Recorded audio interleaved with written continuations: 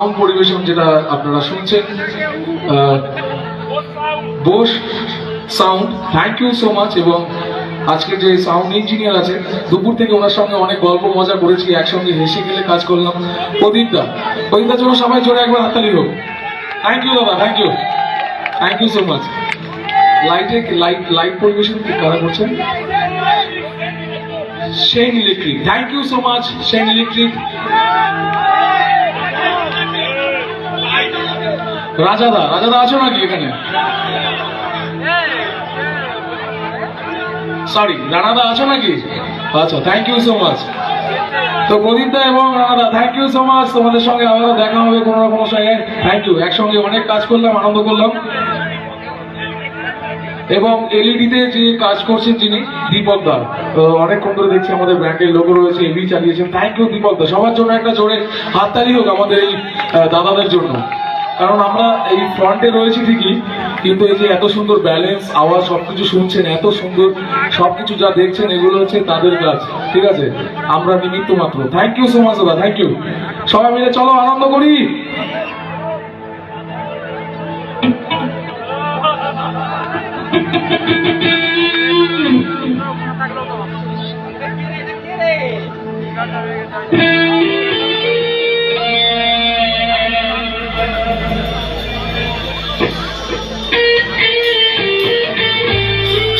আচ্ছা, এখানে একটা ঘটনা বলার আছে।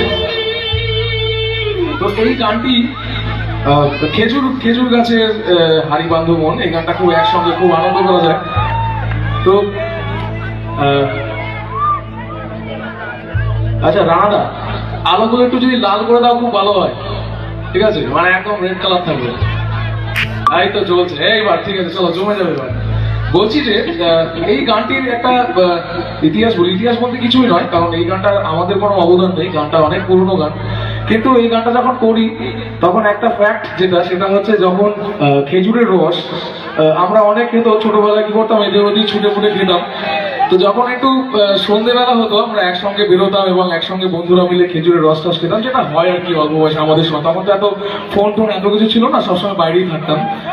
তো কি হতো, সকালবেলা তো সেটা খেজুরের রস, কিন্তু যখন দুপুর গড়িয়ে বিকেল হয় তখন একটা সাদা সাদা কি একটা ব্যাপার হয়, তখন তো সেটা খেজুরের রস থাকে না।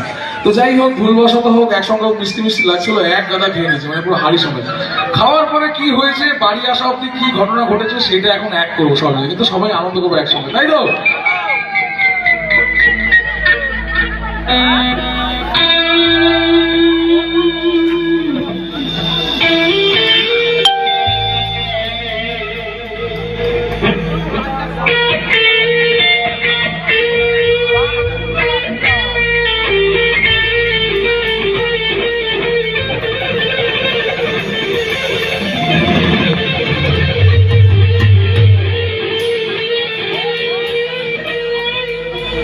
সবাই গা দোলাবে, চলো।